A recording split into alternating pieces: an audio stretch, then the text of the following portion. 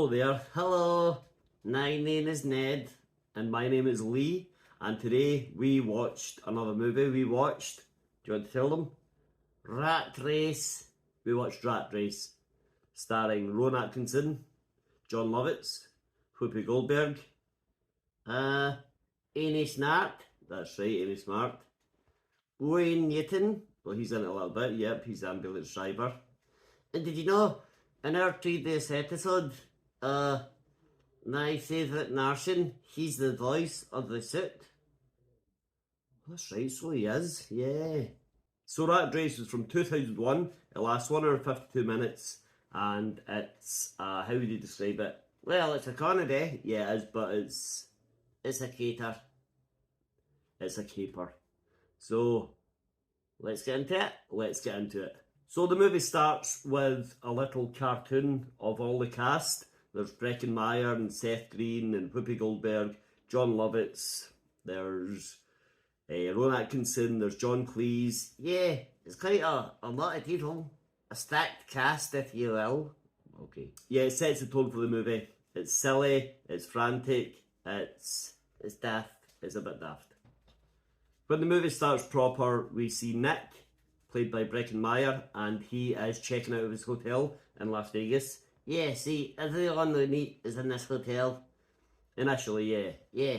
And he's checking out and he's getting billed for some adult movies that he says he hasn't watched. He clearly has. Yeah, we won't say the name of the movie. But apparently he watched it 6 times. Why? What do you mean? Why would you watch one of those movies 6 times?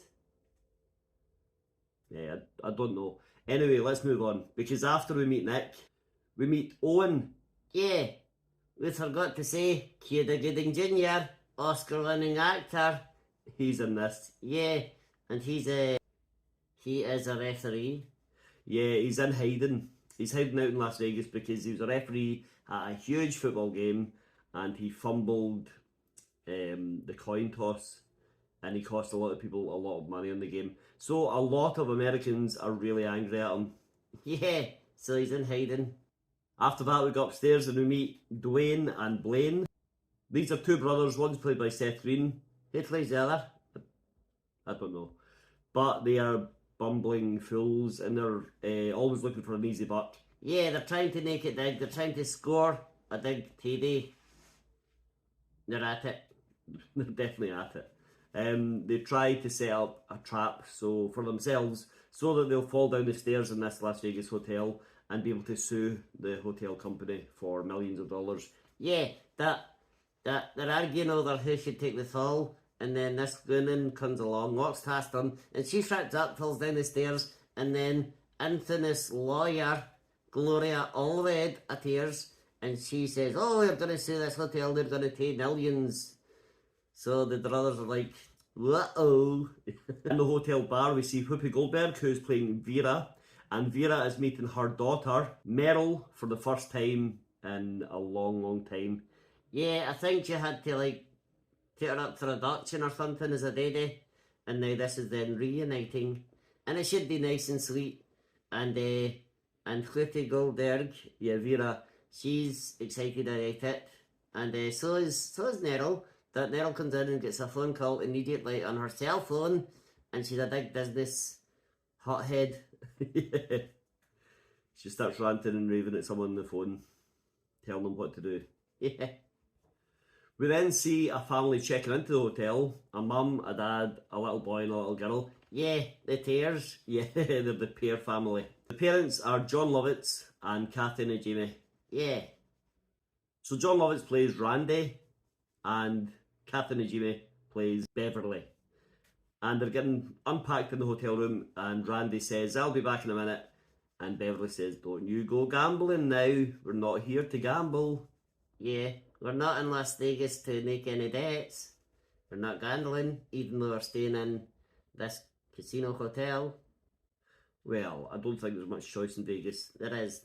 So basically, over the next few minutes, we see each of these characters that we've met playing a slot machine. All different slot machines. Yeah, some of them are like, "Oh, let's play the slot machine for fun." Some of them are like, oh, it's gambling, I love gambling.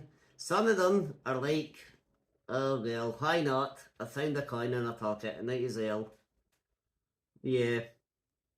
So they all play a slot machine and they instantly win. Yeah, that they don't unlike a load of other coins. They win one token. And the token is actually an invite to the owner of the hotel's private suite. So everyone goes into the hotel suite and they're looking around, and the brothers are helping themselves to the free food, and everyone else is saying, oh, look how fancy it is. Some people are saying this is some sort of con. This could be, you know, we're in Vegas, everything's a con. So they're all sort of talking amongst themselves, and then someone else comes in. Yeah, Mr. Dean, well, Rowan Atkinson as Enrico Pollini. He comes in and he's doing, you know, a funny accent, I guess, and he's a bit of a live wire as well, isn't he? Yeah. And he comes in and he's going, oh, I found a token and all this. Yeah, don't do that again. Okay.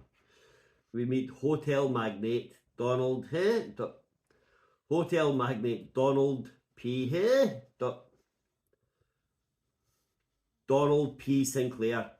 Oh yeah, and it's John Cleese. John Cleese plays Donald Sinclair, and he's the hotel billionaire who owns this place. Yeah, maybe he'll run for president. Yeah, no. But he is also a little bit out there. Yeah, he's crazy. He's mental. Right, okay, don't say mental. But he comes in and he says, ladies and gentlemen, I have summoned you all here today because the world is about to end. There is a meteor the size of Texas heading towards Earth, and it's going to wipe out everybody and everything in the planet. This room is the only secure place on Earth, and it will be up to us to repopulate Earth. Psych! Yeah, it's all a big joke. He just starts laughing, even though they've all been terrified for the last 30 seconds. He actually says, listen, you're here because I want you to take part in a race. There is a prize of $2 million. It's in a locker in Silver City, Colorado. Whoever gets there first wins. Go! He says go, and they all just sit there looking at him and look at each other. And he has to say go again. Yeah, eventually they decide, oh, it's a big scam. But then they're really like trying to get away from each other, and they're like secretly thinking, I'm going to go and get the nanny. But it's partly that, it's also partly, well, we could work together and split the money and we'll all get there at the same time, that'll be nice. Yeah, but then Mr. Dean and Enrico, he runs past and all, and he says, it's a race, I'm winning. Right, okay, don't you do that either. Why? It's annoying. And they catch up to Enrico, who is at the bottom of the hotel stairs, and he's standing and he's asleep. Yeah, he's sleeping standing up because he's narcoleptic. He's got narcolepsy. It means he just fall asleep randomly. I don't know if it's as funny as this in real life that it happens. Yeah, it's a real condition. Right. So Randy Pear goes up and gets his family and says, come on, we have to go, we've got to go, I've got to show you something, let's go. Yeah, he doesn't want to tell them what it is because he doesn't want them to know that he's been gambling and that he's also involved in this crazy gambling race. Nick starts to head out and he's not thinking much of the bet, the gamble, the race. Make up your mind. He's not thinking much of the race, but he meets Amy Smart on the way out. Yeah, Tracy. And she's sitting reading a book and he thinks, hey, I'll just hit on her. Well, yeah. So he goes and speaks to her and he discovers she's a pilot and she's flying to Silver City. Yeah, so he says, oh well, why not? Can I get a lift? My sister's sick. Yeah, he comes up with some story. He's been bitten by a shark in Colorado. Weird.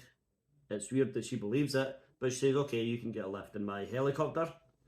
Yeah. Meryl takes her mum Vera and she charters a private jet. Yeah, because she's a corporate bigwig. Yeah, she is. And she says, we'll be in Silver City in no time at all. Yeah, because the nanny should definitely go to a corporate nanny grader. Well, that's not really the point.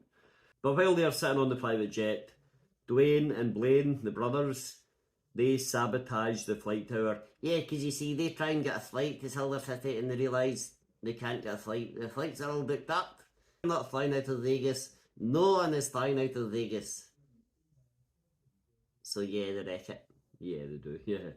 So all flights are grounded, so everyone has to find another way to Silver City. Except for Nick, because Tracy is in a helicopter, and there are different rules for helicopters, apparently. Yeah, I don't know much about it, but they take off anyway. So the movie starts, it's a road movie, a cater, an adventure, a family frolic. Yeah, there are some bits that might not be suitable for younger kids, but basically it's mostly family friendly. Yeah, mostly. What about the others? Well, the others, Owen, Cuba Gooding Jr., he steps out of the hotel in Las Vegas and gets in a taxi.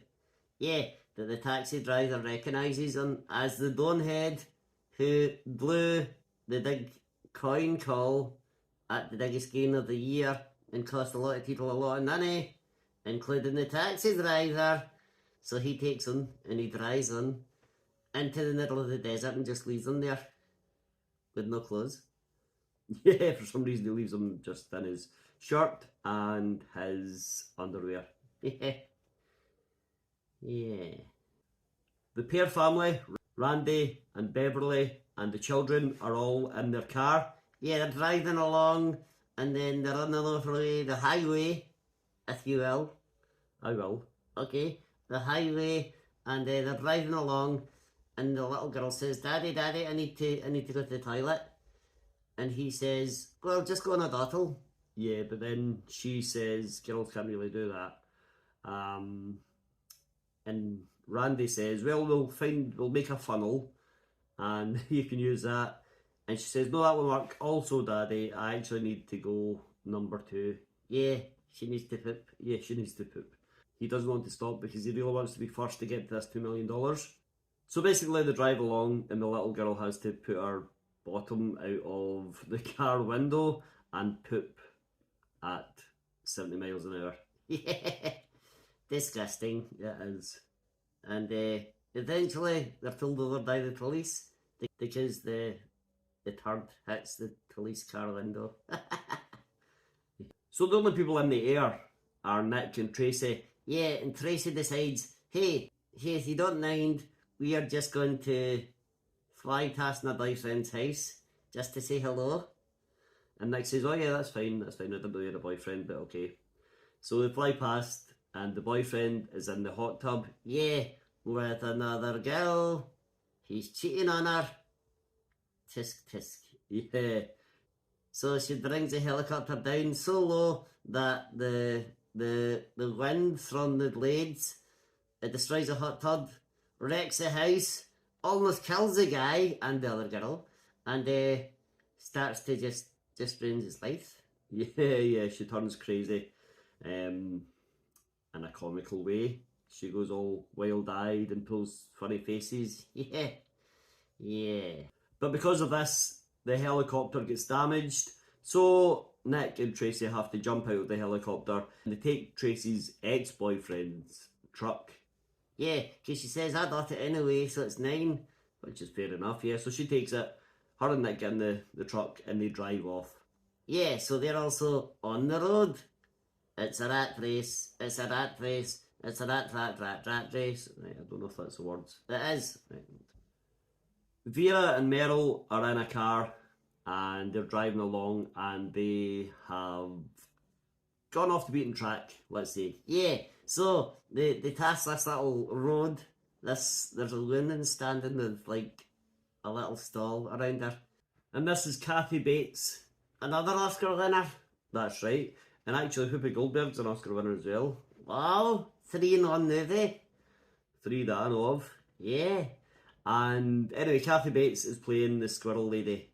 Yeah, she says, do you want to die a squirrel? Yeah, because she's got all these caged squirrels around her. and a few running free. And she's trying to sell a squirrel to Vera and Meryl. Yeah, they're like, no, we just need directions, thank you. And she says, are you sure you don't want to buy a squirrel? They say they're sure.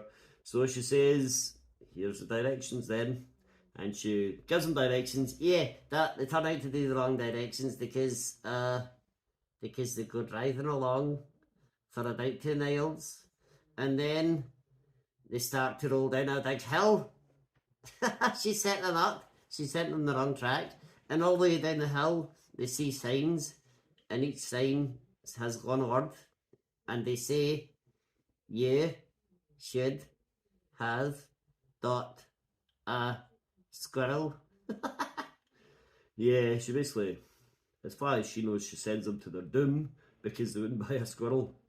Yeah, bit nuts, Cathy. Right, okay. The pair family are back on the road and they see a sign for the Barbie Museum. Yeah, so the little girl's like, please, please, please, please, please, let's go to the Barbie Museum. It'll be so much fun.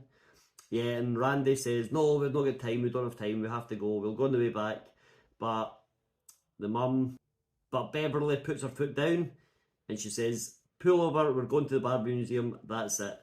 Yeah, so he's like, okay then, fine. So they drive over into the Barbie Museum, but it's not the Barbie Museum they expect. It's actually a celebration of the life of a famous Nazi. Well, infamous, yeah, I think you're right. An infamous Nazi named Klaus Barbie. So they're surrounded by all these Nazis and weirdos. Yeah. And by the way, the Pear family are Jewish. They managed to make it out there in one piece, but when they go outside, their car has been vandalised. Yeah, so they decide, let's take this car. And there's a car outside the museum, and it's Hitler's car. Yeah. So they just steal it. Now Owen makes his way through the desert. He's all sunburned and he's absolutely dehydrated and in agony. But he makes it to a service station. Yeah. And he goes into the toilet and he drinks water out the tap. And the only other person in there is a bus driver. And he tricks this bus driver into giving him all his clothes. Yeah. And then I don't know what happens to the bus driver. We never see him again. So I guess he decides, I'll give this stranger all my clothes and then just sit here for the rest of my life. I guess so. It's a bit weird. Owen runs out in his bus driver outfit and says, hey everyone, back in the bus, I'm the new bus driver. And he thinks, I'll drive this bus to Silver City. Yeah, what he doesn't know is the bus is full of Lucy impersonators. Like, I Love Lucy, the old 60s TV show. Yeah. And they're all in character. All the time. It's a lot. It's a lot. I mean, I get it, and I think it's quite a good idea to have all the bus passengers be Lucy impersonators. They're all going to a convention. Yeah, that is a bit of a strange choice of reference. Yeah, I mean, I Love Lucy is still well known and popular amongst older people, I guess. Yeah, this movie was out 20 years ago. It was, but even then, I still don't know. I mean, I watched it. I was an adult when I watched it 20 years ago. Yeah, well, yeah, I'm right anyway. But I watched it as an adult and I knew who it was. But I think any kids watching this movie, even back then, might not have known who Lucy was. Yeah, it's a bit of an odd choice, ain't enough. So he sets off with his bus full of I Love Lucy impersonators. Yeah, Lucille Doll. Oh yeah, that's her name. Enrico, who has just woken up, he takes a wander, he starts walking along the highway. Yeah, and he meets an ambulance driver who picks him up. This is Wayne Knight. Yeah, and the ambulance driver says, come on, I'll give you a lift. I'm going to Silver City. Or I'm going that way anyway. So you can keep me company. Yeah, and it turns out he's transporting a human heart. He says, do you want to see it? Do you want to see the human heart? And Enrico's like, well, sure, I guess. Well, he's like, okay, right, yeah, he's doing his comical voice. But he takes the heart and he's holding it, and then they go for a bump in the road, and the heart flies out of his hand, out of the window of the ambulance. So they have to stop and go look for it. So they go out and they look for it, and eventually they find it, and then they drop it, and then a dog appears and steals the heart and runs off with it, and they manage to get it back again. And the ambulance driver thinks, well, it's pretty damaged. I don't know if I can take this to the hospital. Yeah, so he thinks, I need a new heart. Where will I get a heart out here in the middle of nowhere? We need a drifter. I'll find a drifter. I'll take him out. I'll cut him open and take his heart.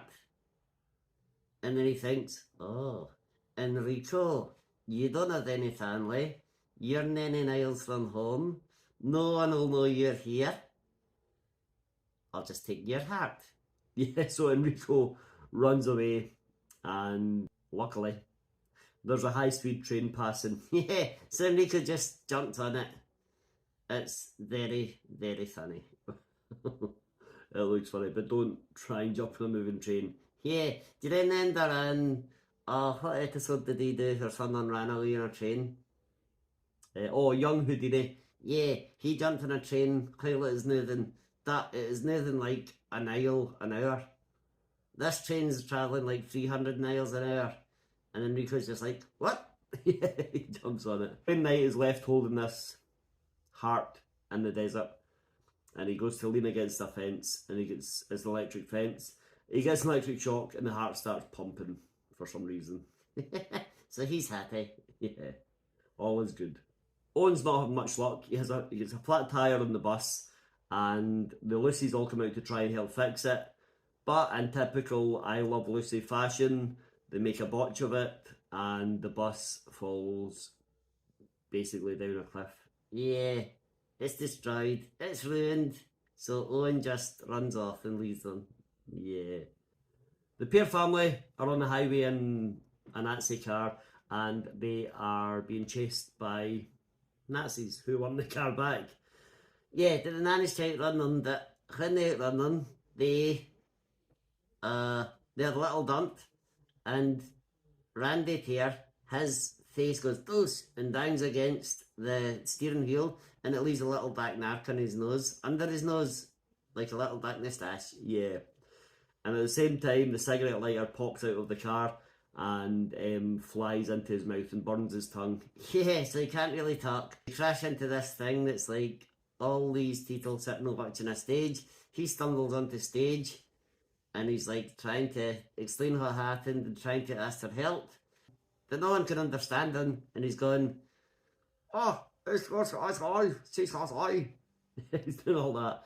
And it sounds like he's speaking German, and he's got a little Hitler-type moustache. Yeah, and this thing is actually a parade for the veterans of World War II.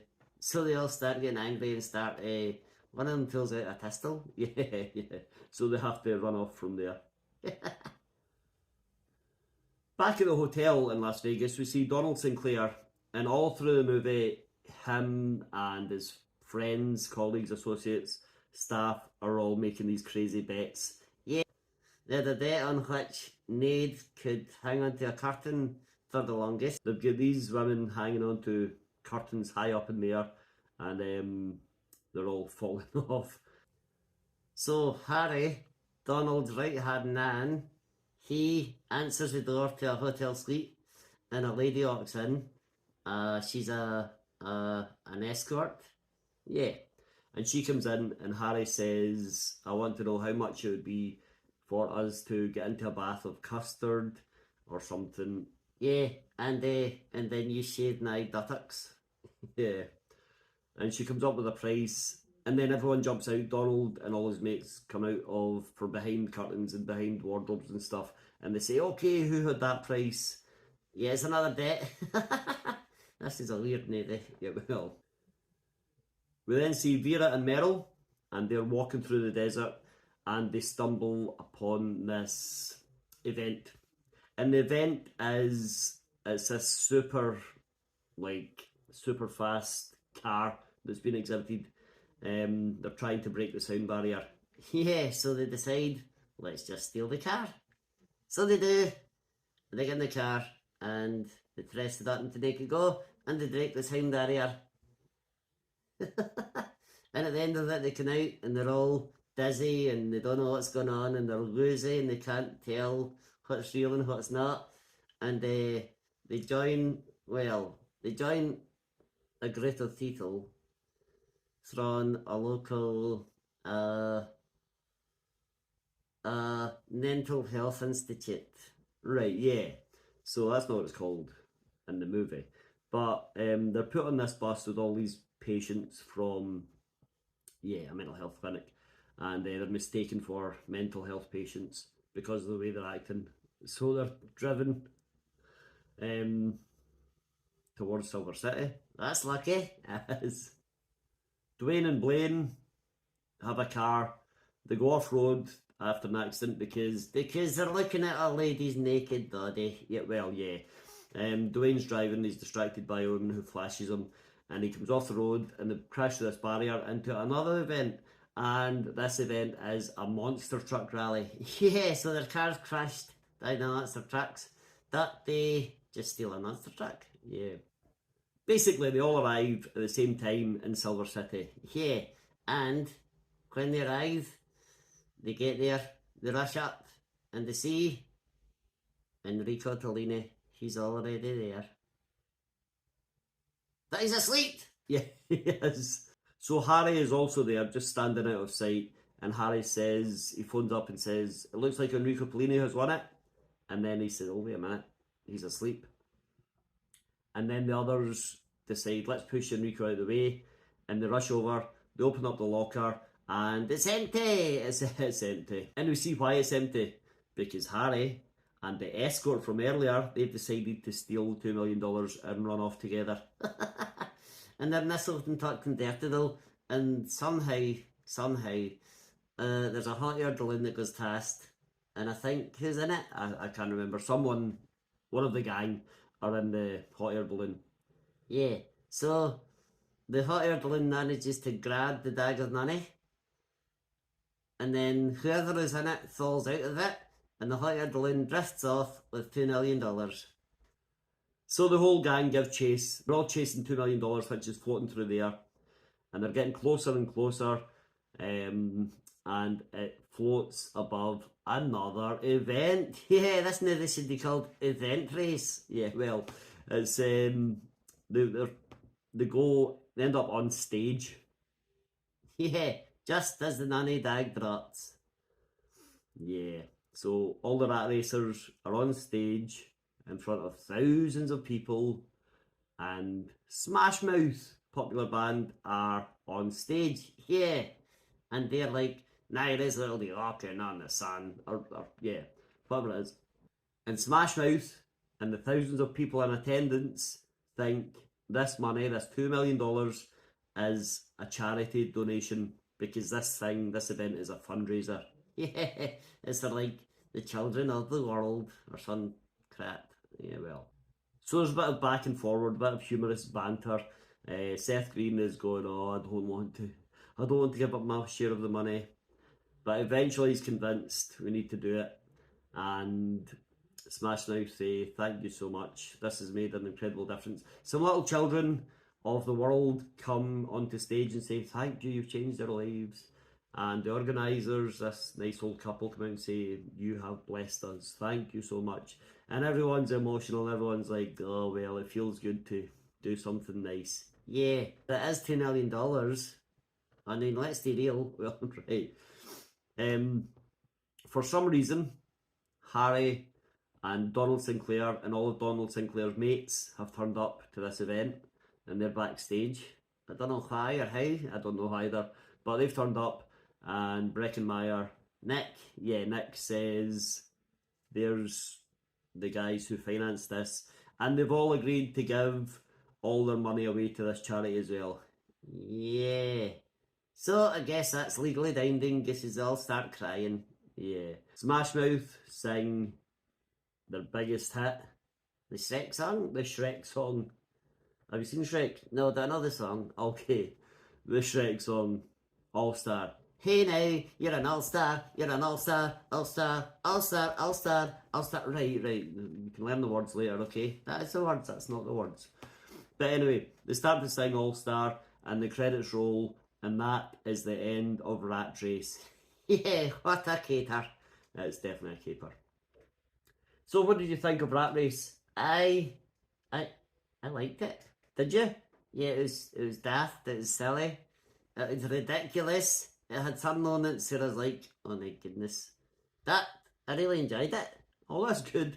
I remember when I first watched it years ago, I really enjoyed it. Right? What about now? Now, I think I still enjoy it. I mean, like you, there are bits that I'm like, I don't know if that's a good idea to have that in the movie. There are bits that are like, I don't know if that's very funny. But overall, it is a good laugh. Yeah, that's chuckling away. Yeah, it is. Yeah, I'd watch Rat Race again. And I'd recommend, if you've never seen it before, give it a go. Yeah, I'd say the same. Okay. Well, in fact, I'm going to watch it again today. Really? Yeah. We can watch it later. No, I'm not watching it again. When I say I'll watch it again, maybe in 5 years. No, today. No, you watch it yourself. Fine then. Right, fine. So we're going to go. But thank you so much for watching. Thank you. It's always appreciated. And you know what else is appreciated? $2 million. No. What else appreciated is hitting like. Oh yeah, and hitting subscribe. And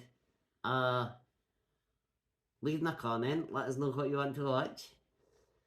And we'll watch another video. They should be popping up on the screen, I think, somewhere. We are going to go and race some rats. No, we're not going to race some rats.